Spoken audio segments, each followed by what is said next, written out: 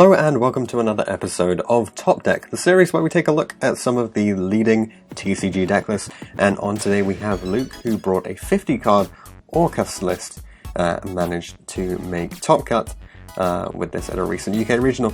So this is a pretty interesting list. It features obviously my absolute favourite extra deck card. So let's get into this. Typical line of dangers: triple Nessie, triple Jack, triple Tsuchinoko for hand traps, triple Ash, triple Vela, and triple Phantasme. I think the Phantasmes and Ash are absolutely staple, and we've seen Vela pop up in quite a lot of the topping Nationals ones as well. Triple Destrudo in here, alongside a Dark Grepher, that one card starter essentially, although you will need 2 discards in order to work through this. One Meme to go with the Destrudos for the Yazzie plays. Triple Connector, 1 Dolphin, 1 Skeleton, triple Harp, double Nightmare, 1 Cloak, double Boots, 1 Wand, triple Core Buy because you have to stop those hand traps somehow, Foolish Monster Reborn, Babel, Rotor, double Twisters, 1 Crescendo, double Fog Blade, and 1 Bardiche. So this is a combination of sort of all of the necessary parts with a few very interesting extenders here. For the extra deck, there's a Borreload Savage, the obvious Yazzie Evil of the Yangzing, double Dingirsu, Redoer, then the Sword, usual lineup of triple Galatea and the Nightmare package, 1 Linkuriboh for the Yazzie combo, and a Bardiche. For the side deck, triple Lancia, very, very standard at the moment, everyone is siding this. Triple Pancratops, again, you know, everyone's putting this in. Triple Reaper, this is a little bit more interesting, helps you to win out in those mirror matches. If you get rid of the Galatea or something, you can really be put on the back foot by your opponent can really be put on the back foot there. Triple Evenly and triple Reboot. There's so much in this meta that just struggles if you deal with all the back rows, so having these 6 is very, very strong as well. So that is it for the list. Just a quick note, if you don't know the Borreload Savage combo, essentially you need access to your Yazzie. You go for the usual line of play. You bring out the Destrudo by targeting your Symbol Skeleton when you summon it, because it's a dark monster you can bring out, so you bring those 2 out.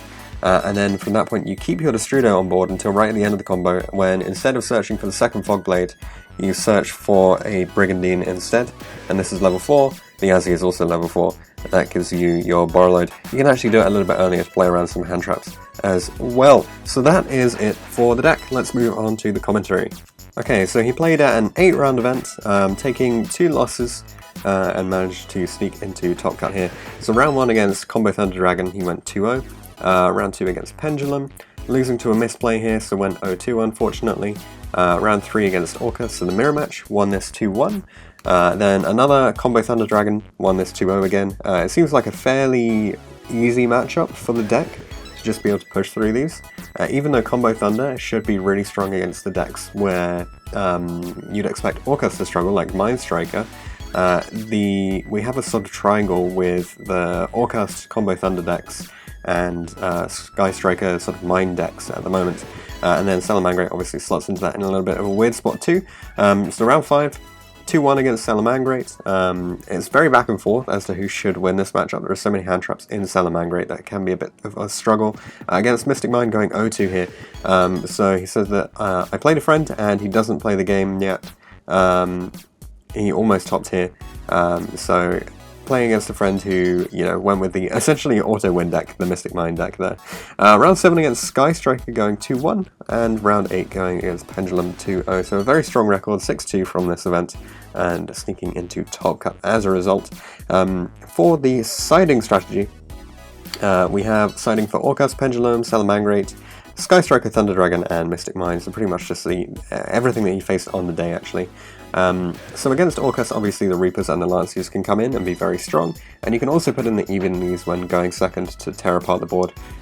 He's not taking out the Twisters or any of the hand traps in either case, however he is taking out some of the starters, and 1 copy of Destrudo as well in order to play around that stuff. He's interestingly taking out the Call by the Graves when going second against Orcust, which you wouldn't typically think is super important because you don't expect too many hand traps to come up, but then it can be pretty impactful against the Dingirsu. But maybe he was finding other ways to bait out the Dingirsu anyway, especially if you have the twisters, you can hit the Babel, which forces them to make the summon early. Against Pendulum, only siding for going second, putting in the Evenlies and the Pancratops. Called by obviously totally irrelevant in this matchup, and Nessie coming out because you don't need that many extenders, to be honest. You get Pancratopses anyway, which is a free summon too. And then against Salamangreat, Pancratops and Red Reboot, taking out Nessie's Destrudo, Rota and Greffa, leaving himself with plenty of options there for playing second anyway. And then for Striker, again, no changes when going first, but going second, Pancratops and Evenly are very impactful within this format, and just shut off, you get rid of so much back row against this deck that is kind of insane. Against Thunder Dragons, the Lanciers are really the only thing that can be brought in, but as a result, you just take out one Greffa, one Rota, and one Destrudo, and you have a floodgate that they can't really play with. And then finally for Mystic Mine, there is siding for going first. This time we have Evenly and Red Reboot coming in when you're going first and going second. Siding is identical for first and second here actually. But the Mare isn't very relevant because it forces you to have lots of monsters. The Callby doesn't do anything because it don't play hand traps. And then Greffa and Rota coming out. So it looks like Greffa and Rota were kind of his less favourable options here, given that it makes it very obvious what you're actually intending to do with your hand. So, onto the additional questions. He said that the event was really fun, like any other events that they run and go to. Why he decided to play this deck? He said that he played Orcust because he tried Thunder and Striker before and it was just the best choice in his opinion after testing a bit. The hardest matchup that he faced was against his friend Dylan, because for the life of him he wasn't able to draw a single out to the Mystic Mine. And then the easiest matchup in general is the mirror match. He played against another friend of his, Howard, and he just found it particularly easy to face off against him. Relative to the other versions of Orcust that we see, he says most lists don't really play as many hand traps, and they don't play Memo with Destrudo, which is something that he really enjoys playing. I totally agree. How does it help or hinder him? Well, the hand traps, he says, are just pretty much amazing throughout the event, because he hits so much, and you have more hand traps than most opponents, so you're more likely to see them. And having the Mare access means that you can play through a lot more stuff, which is kind of insane. Shoutouts go to Team Harlequins, Tom, Jarrah, Connor, James, Sean, Dan, Zach for driving them, and Jake for lending him a card, and also to Ninja Cake Cards for helping him to get loads of his stuff. And as for additional comments, he says he just wanted to say how silly it was. It is that someone who has no clue how to play the game with interactions or anything can almost top an event because of a card like Mystic Mine being a thing, and congratulations to Jake for winning. So thanks very much for watching this video, thanks very much to Luke for submitting this list and showing us the awesome power of Yazzie within the Orcust deck. You know I'm going to be focusing on that. Good luck to you in future events, and I'm sure we'll see you guys in the future.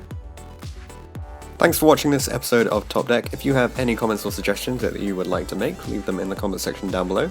Check out the description for details of how you can get involved in this series. You can enter by voice interview, or instead you could just send all of your information over Facebook Messenger. Anything like that will be absolutely fine. If you want to see anything in particular from the upcoming series, then be sure to get in touch, and I'll see you guys in the next video.